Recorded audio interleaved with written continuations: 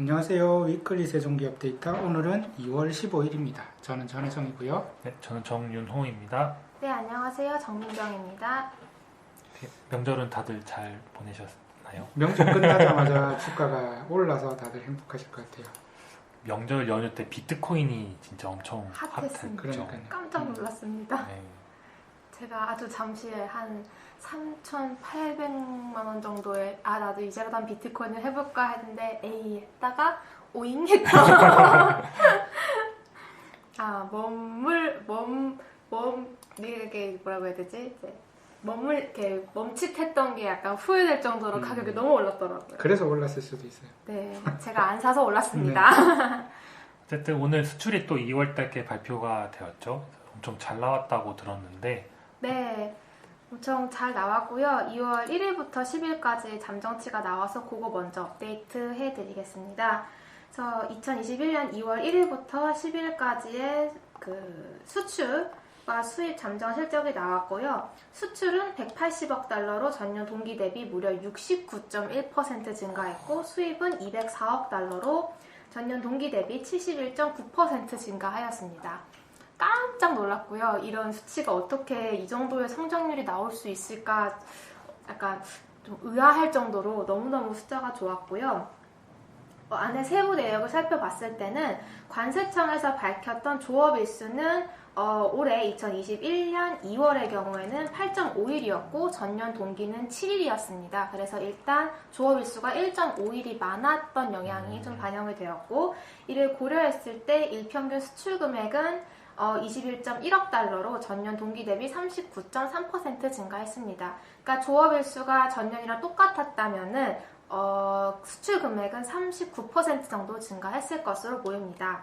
그래도 꽤 네, 그래도 굉장히 좋은 수치고요.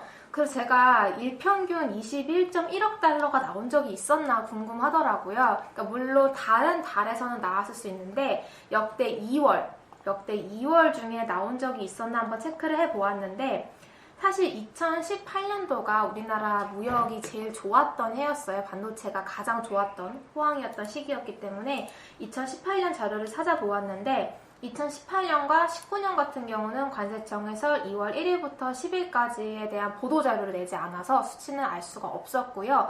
대신에 2월 1일부터 20일까지의 잠정실적 보도자료가 있어서 그것을 참고해 보았더니 당시의 조업일수는 2018년 2월 1일부터 20일까지의 조업일수는 13일이었고요. 얼마 안 됐죠. 20일 중에 7일이 빠졌던 걸로 보이는데 13일이었고 당시 일평균 수출 금액이 20.5억 달러였습니다. 그러니까 이번이 21.1억 달러였는데 가장 좋았던 2018년 대비 약 3% 정도 더 나왔습니다. 2.9% 정도 나왔는데 이제 그 정도 증가한 금액이었고, 그리고 제가 앞서서 69%가 증가할 수 있나 이게 좀 의아했는데 2017년 자료를 보니까 2017년 2월 1일부터 10일까지도 당시 수출이 전년 동기 대비 72.8% 증가, 수입은 53.9% 증가했다고 나오는 걸 보아하니 이 조업일수 차이로 인해서 변동폭은 구간별로는 차이가 크게 나올 수 있구나를 이번에 한 번 더 캐치를 해보았던 것 같습니다. 그래서 일단 역대급 호황으로 시작을 했는데 수출 경우 반도체가 57.9%로 좋았고요. 전년 동기 대비 증가율이, 승용차도 102%, 석유 제품 37.5%, 무선통신기기 88%, 자동차 부품이 80.6%로 전반적으로 이제 그런 굴뚝 산업들이 좋았던 모습을 보였고, 수출 지역으로 보면은 중국이 65.7% 증가했고, 미국은 무려 91.4%, EU, 유럽 쪽은 126.1% 증가했고, 베트남 64%, 일본 43%, 중동 쪽은 29% 증가했습니다. 2020년 2월 같은 경우는 사실 그러니까 올해 말고 전년 2월은 중국을 제외하고는 다른 지역은 아직 코로나 상황이 별로 영향이 없던 시기였음에도 불구하고 증가폭이 상당히 높게 나왔는데, 물론 여기에는 조업일수가 1.5일 많았다는 부분이 반영되었다는 것은 고려하셔야 됩니다.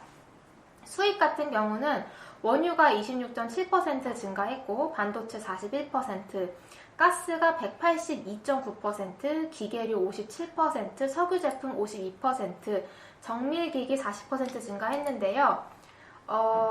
최근 원자재 가격이 많이 상승하고 있어서 네. 수입 같은 경우는 원자재 가격 상승으로 인한 그 피상승, 가격 상승 효과도 상당히 좀 컸을 것으로 보입니다. 그래서 피상승 효과, 그 다음에 조업일수가 1.5일 늘어났다는 효과가 수입을 많이 가지고 온 그런 게 있었지 않았을까 생각이 됩니다. 왜냐면은 제가 방금 말씀드린 품목 중에서 일반 소비 제품보다는 좀 석유 제품, 가스, 원유 이런 커머디티 같은. 네, 그런 반도체, 그러니까 직접 소비보다는 어떤 것들의 원자재가 되는 품목들이 많아서 그렇게 좀 판단을 하고요. 2월 예상 수출 금액을 어떻게 산출을 해야 될까 고민을 하다가 2018년 2월과 비교를 해봤습니다. 왜냐면은 조업일수를 도저히 계산을 못 하겠더라고요. 이렇게 설날에 끼는지 안 끼는지도 모르겠고 전년 동기랑 비교를 해봐도 이번에 2월도 사실은 주말 이틀을 빼면은 열흘 동안 조업일수가 8일인데 네. 관세청에서 8.5이라고 하더라고요. 그러니까 기준을 이렇게 알 수가 없어서 그냥 아예 가장 좋았던 2018년 2월과 비교해봤습니다. 2월의 조업일수 2월 달에 그 전체 수출 금액과 수입 금액을 합친 전체 무역 규모는요. 862.4억 달러였습니다. 수출이 445.2억 달러, 수입은 417.2억 달러였고 당시 평균 환율이 1079.6원이었기 때문에 이를 고려하면 한화로는 약 93조 원이었습니다.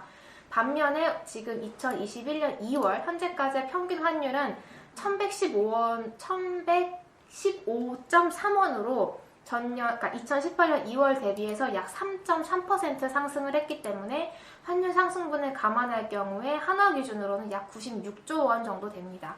그래서 96조 원과 오늘장 2월 15일 오후 2시 기준 코스피 코스닥 시가총액의 합은 2,570조 원인데 이거 감안해서 전체 무역 규모 대비 시가총액 비중을 계산해보면 222.7%가 나옵니다. 제가 지난 2월 1일에 그 1월 잠정치 갖고 계산했을 때는 이 괴리율, 제 저녁에 편의상 괴리율 말씀을 드리는데 이게 201%까지 내려왔었어요. 네. 근데 다시 20%포인트 이상 상승을 해서 괴리율이 높아지는 모습을 보였습니다. 그러니까 2월 첫째 주에 굉장히 수출 실적이 좋게 나왔음에도 불구하고 오늘 또 주가가 이제 아웃퍼폼 하는 모습이 나타나면서 괴리율이 다시 높아졌는데 일단 2월 잠정치가 다 나온 게 아니니까 이제 앞으로 나올 수치를 감안을 해야겠지만 일평균 수출 금액이 2018년 대비해서도 좀 늘어나는 거, 환율이 좀 높아졌다는 걸 고려를 해도 과연 200% 미만으로 내려올 수 있을지까지는 사실 잘 모르겠습니다. 여전히 무역 규모는, 무역 실적은 잘 나왔지만 그만큼 주가도 높다. 그렇게 보이고요. 제가 요거를 보면서 2018년이랑 좀 비교를 많이 해봤습니다. 왜냐면 2018년이 우리가 주식을 하시는 분들은 기억에 연초에 좋았다가 쭉 내려왔다라는 기억을 갖고 있지만 무역은 연중 내내 호황이었어요. 연중 내내 좋았고 2018년 10월 무역 규모는 사상 처음으로 월에 1천억 달러가 넘겼습니다. 그러니까 여태까지 한 번도 1,000억 달러를 넘긴 적이 없다가 18년 10월에 처음으로 넘겼고 그 이후에도 한 번도 넘긴 적이 없습니다. 그러니까 그 당시 괴리율을 살펴보면 2018년 2월 달에 괴리율이 한 168% 정도로 제일 높았다가 그 다음부터 무역은 계속 좋았어요.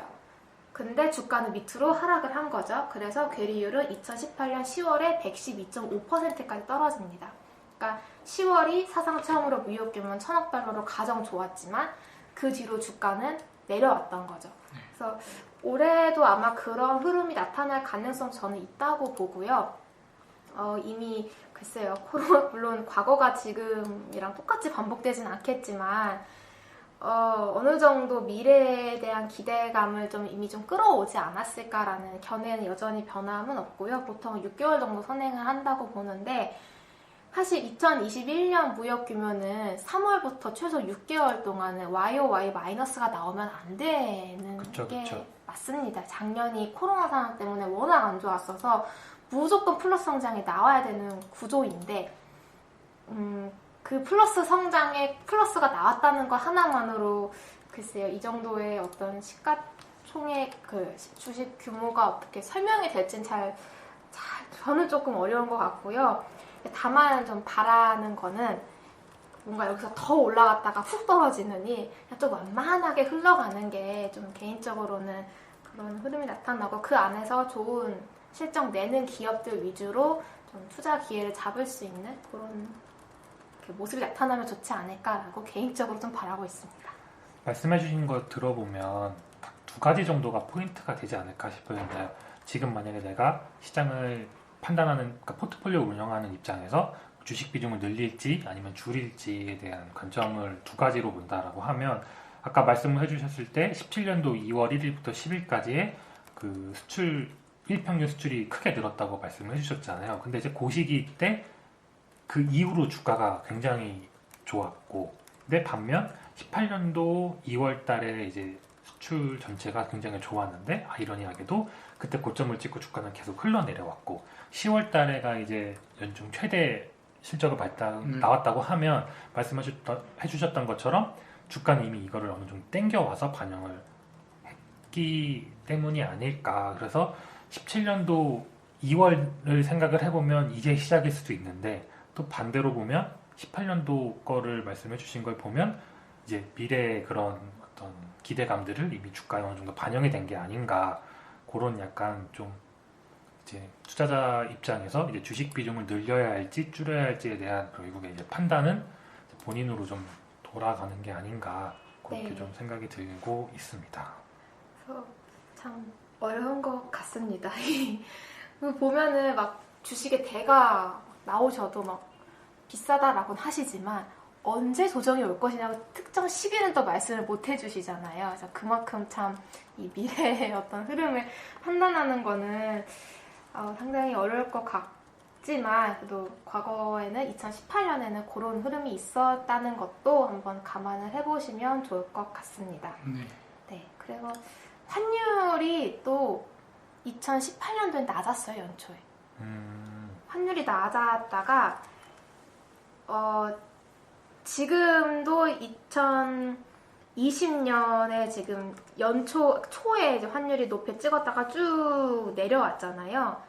근데 2018년도를 보면은 연초에는 환율이 낮았다가 환율이 완만하게 상승을 합니다. 그래서 환율 상승이라는 게 또 주가에는 역의 방향으로 네, 영향을 하니까. 미칠 수 있다는 것도 좀 고려를 해보면 좋을 것 같고요. 지금은 환율이 또 약간은 위로 올라가는 모습이니까 그 부분도 같이 좀 참고해 보시면 좋을 것 같습니다. 네, 그러면 제가 또 이어서 말씀을 드리면, 그러면 이제 결국에는 또 이제 결국 판단은 뭘 살까, 뭐 이렇게 이야기가 또 귀속이 되는데, 그래도 뭐 좋은 실적 내고 있는 회사들 계속 소개를 좀 드리고 있습니다. 오늘 또 처음 소개드릴 기업은 아프리카 TV입니다.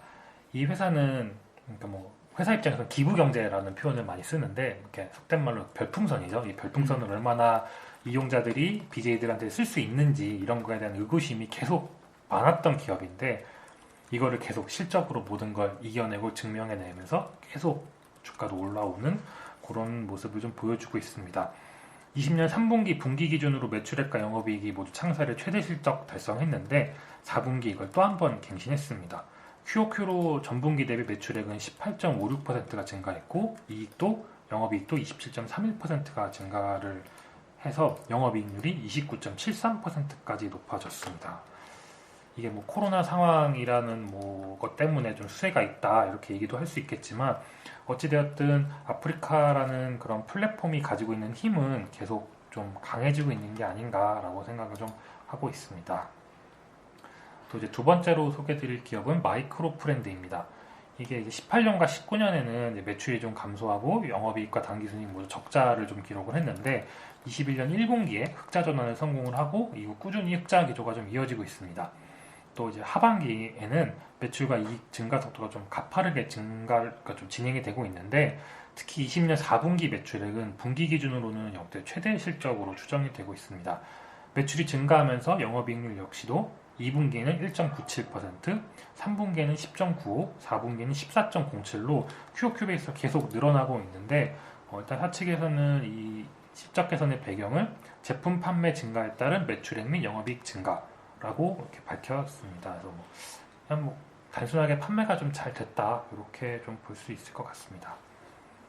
이제 그 다음에 소개드릴 기업은 위니아 김치입니다.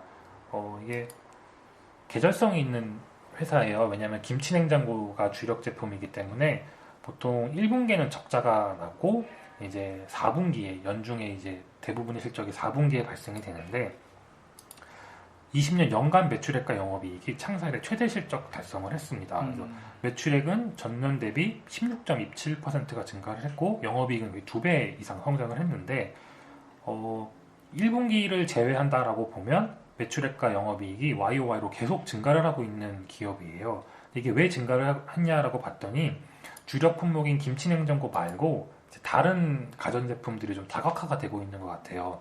그러니까 실제로 작년 19년도 3분기에는 영업이익이 83억이 났는데 20년 3분기에는 영업이익이 199억까지 올라왔거든요. 그러니까 사업이 기존에는 김치냉장고만 팔았다면 지금은 다른 제품군들로 이렇게 포트폴리오 확장이 되면서 이런 계절성이 좀 무마되고 있는 좀 의미 있는 변화가 나타나고 있는 기업이 아닐까라는 생각을 하는데 그러고 나서 주가 찾아봤더니 거래 정지더라고요.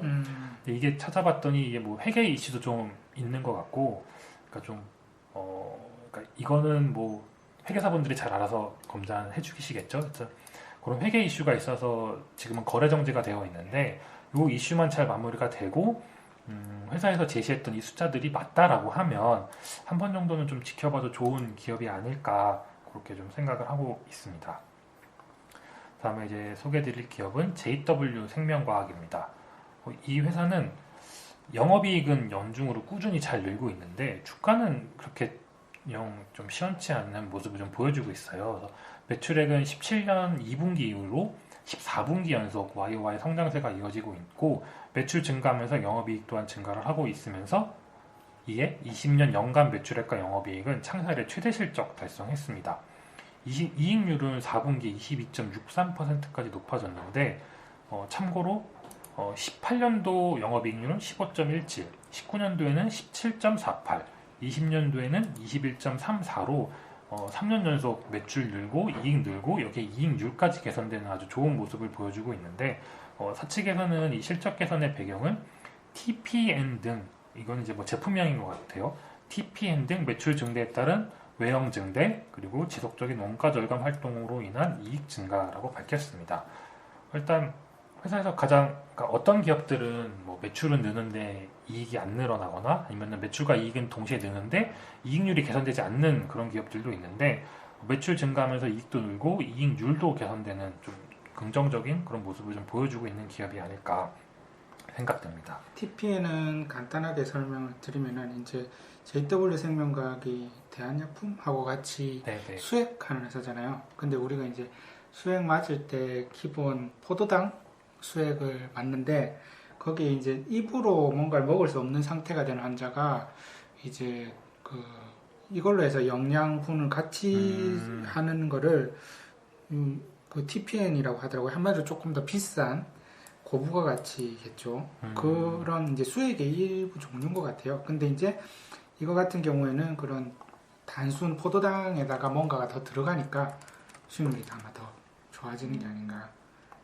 이게 좀 소외된 기업인 것 같아요. 왜냐면 뭐 코로나 때 주가는 어느 정도 회복은 했는데 이익 증가한 거에 비해서는 뭐 거의 주가 움직임이 없어서 아마 좀 소외된 기업이 아닐까 좀 그렇게 생각하고 그리고 있습니다. 이게 다른 아이템도 뭐 대부분 그렇지만 이제 우리나라의 약품들은 전부 다 급여 그러니까 건강보험공단에서 가격을 정해주잖아요. 그래서 가격이 딱 정해져 있기 때문에 그런 것들 때문에 좀 다른 아이템들에 비해서는 멀티플이 좀 낮거나 네.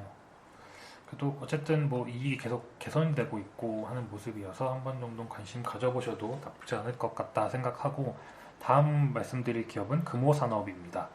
이게 금호그룹에서 이제 거의 메인 회사죠.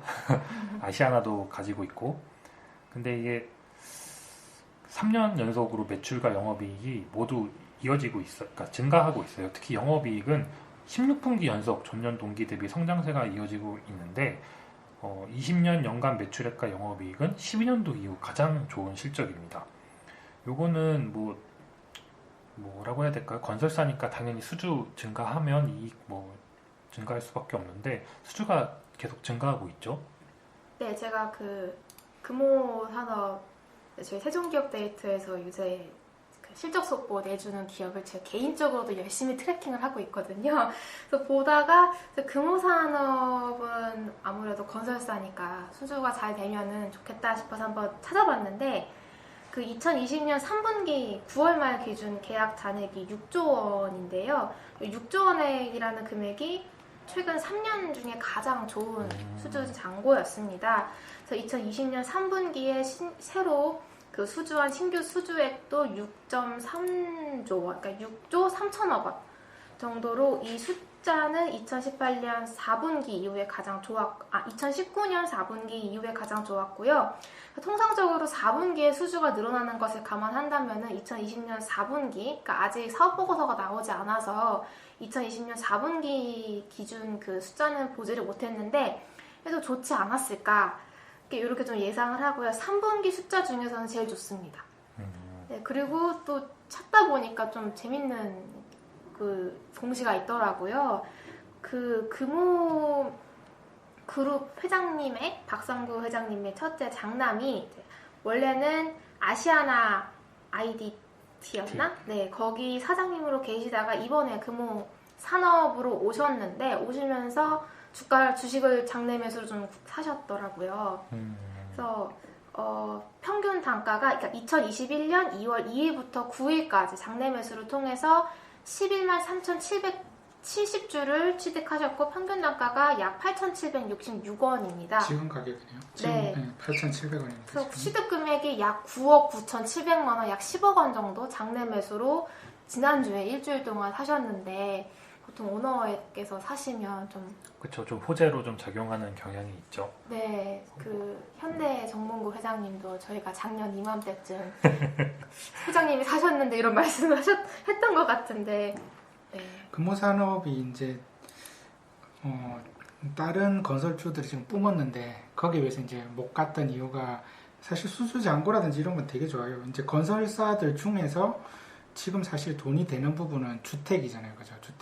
주택이 건설사들이 사실 미분양만 안 나면은 짓기만 하면은 수익이 엄청 많이 나는데 지금은 미분양이 날 수가 없죠. 그렇죠. 미분양 나면 뭐 몇만 대 1 경쟁률이 미분양이 지금은 걱정할 뭐예요? 거리가 그러니까 없는 그러니까 치워서 미분양이 나면 그걸 몇만 대 1, 막 몇십만 대 1 경쟁률이 돼서 되니까 그런데 거기다가 이제 금호산업은 플랜트가 거의 없는 데다가 해외 플랜트가 금호산업이 또 잘하는 아이템이 공항이거든요. 그러니까 우리나라에서 공항 건설에 대한 레퍼런스가 있는 회사가 한진중공업, 그 다음에 금호산업 두 군데인데 그 이유가 다른 이유가 아니라 얘들이 아시아나랑 대한항공을 가지고 있으니까 그러면서 이제 공항을 지을 때 또 경험 있는 사람들부터 들어오니까 그렇게 된 거고 나머지 플랜트들은 거의 없어요. 그러니까 사실은 알짠데 이제 아시아나 항공이 금호산업 밑에 있었고 그거를 매각하면서 사실은 사람들이 저 알터니만 왜냐면 적자가 엄청 나오니까 알터니만 빠지면 금호산업은 좋아질 수 있겠다. 그리고 그때 3천억 정도였나 지분이 평가돼 있었는데 이걸 막 1조에 판다느니 어쩌느니 해가지고 난리가 났었죠. 그렇게 돼 있다가 이제 뭐 거의 헐값에 사간다고 했다가 그것도 안 한다. 그러니까 그것 때문에 지금 불확실성이 약간 있는 거죠. 사실 지금 주가는 아시아나는 거의 뭐 없는 거라 치고 본업만 하는데 여기서 이제 주가가 그나마 좀 옆으로만 계속 가는 거는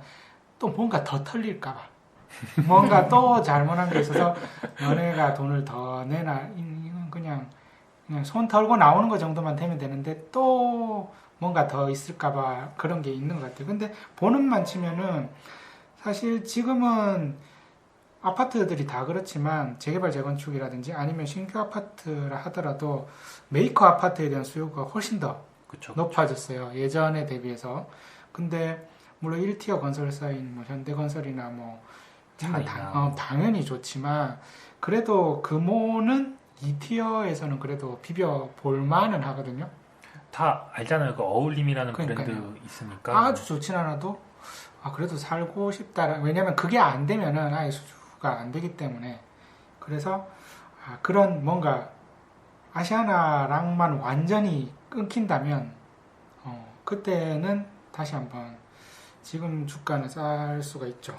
네, 그래서 싼 데는 어느 정도 다 이유가 원인은- 이제 이유를 안고 이제 해소될 때까지 가느냐. 예, 그래서 계속 체크를 하는 게 좋을 것 같아요. 네. 그래서 회장님이 아니라 그 사장님의 장남. 장남이 사신 게 아닌가 뭐 이제 금호는 이거밖에 안 남았어요. 그렇기 때문에 이제 죽이 되든 밥이 되든 여기서 예전에는 딴 걸 통해서 이거는 뭐 관심도 없었던 계열사 중에 작은 회사였는데 이제 큰 거 타이어 나가고 뭐 아시아나 나가고 이제 얘밖에 없어요.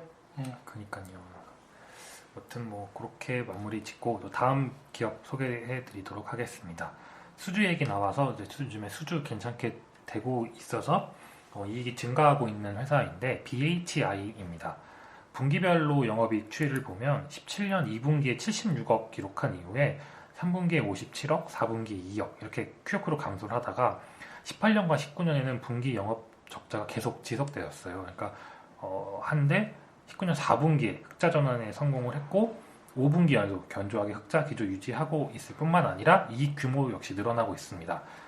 일단 사측에서는 실적 개선의 배경은 수주 증가에 따른 매출 증가 및 원가 절감 노력으로 인한 수익성 호전이라고 밝혔는데 그래서 분기 보고서 찾아봤더니 가장 최근에 발표된 20년 3분기 수주 잔고는 4,700억 원 정도로 전분기 4,400억 원, 그러니까 직전 연도 결산 기준, 그러니까 19년도 말이죠. 19년도 말 4,273억 원보다 높습니다. 그러니까 수주 잔고가 일단 개선이 되었다라는 거는 그래도 21년도에 매출로 인식될 만한 물량이 많다라는 걸로 해석을 할 수가 있고 21년 1월에도 229억 원 정도 규모의 단일 판매 공급 계약을 체결을 했기 때문에 21년에도 신규 수주가 그래도 꾸준히 이어진다라고 하면 20년에 보여줬던 이익 개선 트렌드가 이어질 가능성이 높지 않을까 생각하고 있습니다. 그 다음에 소개해드릴 기업은 BH 제가 조금만 더 설명을 네. 드리면은 그 BH랑 BHI랑 헷갈리면 안 되겠죠. BHI는 옛날에 이제 뭐였지 버무였나? 버무 헤비 인더스트리 약자일 거예요. 그래서 화력 발전소 짓는 회사였고 기술력이 있어서 그 화력 발전소 보일러에 대한 기술력은 이제 두산중공업이 사실은 제일 높고 왜냐하면은 두산중공업 옛날에 한국중공업으로 해서 해당 제품을 이제 독점적으로 국내에서 다 쌓았던 회사지만 이제 그 중소기업 중에서는 이 회사가 이제 그나마 다른 회사들에 비해서 그런데 이제 이 석탄화력 발전소를 더 이상 짓지 않게 되면서 회사가 완전 나락에 빠졌죠. 고정비가 너무 컸었는데 근데 보시면은 그 이후에 안 좋은 시기가 지나고 물론 예전에 연관까지는 좀 힘들지만 조금 이렇게 고정비도 많이 줄였는데 지금 이제 흑자로 전환했잖아요. 이런 걸 네네. 보면은 수주 나오는 걸 보면은 지멘스 것도 있고 해외에 있는 회사들도 요즘에는 이제 석탄화력을 안 짓게 되니까 그리고 이제 보면 대신에 LNG 복합화력 발전소 이런 것들을 할 때 이제 가스터빈이라는 아주 메인이 되는 아이템들은 본인들이 직접 하지만 여기 뒤에 붙는 HRSG라는 아이템 그리고 그냥 BOP라고 그 외에 잡다구리한 아이템들을 이제 해줄 수 있는 회사가 그렇게 많이 남지 않은 거죠. 다 망하고 그렇다고 중국에 맡길 수는 없고 그런 회사 중에 하나로서 이게 되면서 이제부터는 좀 옛날에 영광까지는 힘들더라도 따박따박 흑자로 돌아가면서 할 수 있는 기초 체력을 갖추지 않았나 그렇게 생각해 봅니다. 네, 감사합니다. 그래서 다음 소개해드릴 기업은 좀 생소한 기업일 수 있는데 SBI 피테크 솔루션즈라는 일본계 회사입니다. 이게 3월 결산법인이어가지고 조금 그 실적 보시기 약간 헷갈리실 수도 있는데 20년 9월부터 12월까지 그러니까 12월 결산법인 기준으로 4분기에 해당되는 실적이 SBI 핀테크 솔루션 입장에서 3분기에 해당이 됩니다. 근데 일단 요거 감안하고 일단 먼저 봐주시면 될 것 같고 매출액은 7분기 연속 YOY로 좀 증가를 하고 있고 영업이익 역시 3분기 연속 QOQ로 증가를 하고 있는데 그 증가폭이 굉장히 좀 가파르게 나오고 있습니다. 일단 이제 17년도부터 이제 실적을 보시게 되면 보통 상반기에 좀 실적이 그러니까 이익이 몰리는 경향이 있었어요. 그리고 하반기에는 조금 슬로우해지는 그런 모습을 보여줬는데 일단 20년도 3분기에는 굉장히 영업이익 전년 동기 대비 큰 폭으로 증가를 했습니다. 이게 분기 기준으로는 그래서 역대 최대이익이라고 생각을 하게 되는데 81억 원이 나왔거든요. 근데 전년도 영업이익이 134억 원이고 그 전년도 영업이익이 141억 원이니까 3분기에만 81억이라는 영업이익이 나왔다는 거는 상당히 의미 있는 숫자라고 좀 생각을 하고 있습니다. 근데 이게 회사가 좀 하는 일이 좀 많아요. 그리고 그렇죠. 이게 뭐라고 해야 될까요? 좀 이거를 회사 사업 설명만 좀 하도 그래도 한 30분 걸리죠.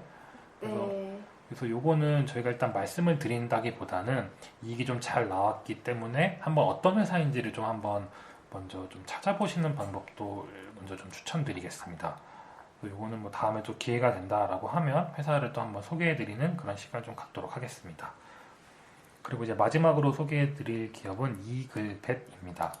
이게 매출액은 8분기 연속 YOY 성장세가 이어지고 있고 이 영업 이익률 역시 빠르게 올라오고 있습니다. 이래서 뭐 20년 연간 매출액과 영업이익은 창사 이래 최대 실적 달성을 했고 특히 영업이익은 전년 대비 거의 더블업에 가까운 성장세가 나타났습니다. 요거는 약간 코로나 특수가 조금 있었던 것 같아요. 사측에서는 코로나19 팬데믹에도 반려동물 사업의 유통 채널 다변화 등으로 상품 매출이 증가를 했고 해외 영업력 강화로 제품 매출이 상승을 하면서 전체적으로 그러니까 매출과 이익이 개선됐다 이렇게 밝혔는데 이게 저희 애견 시장이 성장하면서 이것도 좀 같이 늘어나고 있는 기업이 아닌가 생각이 들고 있습니다. 뭐 요즘에는 신혼부부들도 이제 많이 안 낳잖아요, 애기를. 그렇죠. 근데 이제 대신에 이제 강아지나 뭐 고양이나 이렇게 많이들 키우니까 그런 좀 성장이 좀 나오고 있는 게 아닌가 그렇게 생각하고 있습니다. 이글벳이 예전에는 이에다가 짝대기를 꺾고 글벳이었거든요. 아, 맞아요. 그 특이한 회사라 가지고 검색이 잘 안 되고 그랬는데 이제는 이름을 바꿨네요. 그냥 이글벳으로. 네네. 그런 이유 때문에 바꿨을 수도 있겠네요. 네, 근데 분기별로 실적 이렇게 봐보시면 굉장히 이익률이 되게 빠르게 올라오고 있어요. 그래서 이렇게 단기간에 뭐 반려동물은 뭐 1년 키우고 이러는 거 아니니까. 근데 아마 지금 매출액에서는 대부분이 대동물일 거예요. 대동물이요? 그러니까 소, 소. 돼지 이런 이제 가축들을 위한 사료가 아니지 약이 훨씬 더 아마 많을 거고 반려동물은 근데 이제 훨씬 더 이익률이 높겠죠. 그렇게 하면서 그쪽에 다박다박 할 거고. 강아지를 키우는 사람으로서 저도 한편으로 나도 진작에 반려동물 사업이나 해볼까 생각할 정도로 네, 아주 좋은 것 같습니다. 네, 그래서 일단 이렇게까지 소개를 드리고 또 다음 주에 오늘은 네, 또 더 실적 속보 계속 나오는 걸로 소개해드리도록 하겠습니다. 저희가 뭐 이제 실적 기간이라서 계속 나올 거니까. 네, 그리고 저희가 저번에 한번 얼마 최근에 텔레그램으로 2020년 3분기 실적 속보 때 말씀드렸던 기업들의 향후 주가를 트래킹을 한 데이터를 올려드렸는데 제가 계산을 하고도 놀랐어요. 그러니까 엄청 좋던데요. 네, 전 종목이 이제 11월 15일에 대부분의 사업보고서가 나왔는데 그 이후에 11월 30일 종가 기준으로 현재 2월 초순까지 상승률이 얼마나 됐나 살펴봤더니 최고가를 찍었던 그 고가 기준으로 평균 상승률이 37%였습니다. 같은 기간 코스피가 한 20%대, 코스닥이 한 10%대였던 것에 비교하면은 상당히 좋았기 때문에 네, 저희 텔레그램에 올라가 있는 실적 속보 계속 잘 참고해 주시면 좋겠습니다.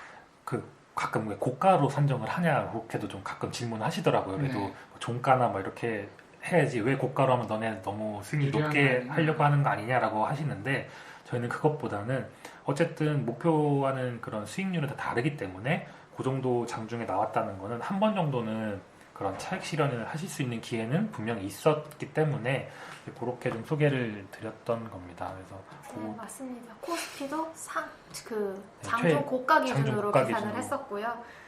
제가 이제 말씀드리고 싶었던 거는 그래도 실적 잘 나오는 거 보고 사면은 또 손실의 가능성은 조금 적지 않을까라는 거를 좀 말씀드리고 싶었습니다. 그리고 마지막으로 이제 실적은 후행하는 거 아니냐 뭐 그런 얘기 되게 많이 듣거든요. 저희도 처음 이제 회사 운영하면서 이제 5년 넘게 지금 하고 있는데 많은 분들이 이제 그런 질문 많이 하죠. 실적 나오고 사면 늦는 거 아니냐, 그거 후행하는 거 왜 보냐, 뭐 이런 얘기 많이 하시는데 그렇지 않다라는 걸 또 한번 말씀드리고 싶습니다. 네. 네, 그럼 여기까지 네. 할까요? 네. 네, 감사합니다. 네, 감사합니다. 감사합니다. 본 방송은 개인적인 의견이며 최종 투자 결정과 책임은 본인에게 있습니다. 참고 자료로만 활용하시기 바랍니다.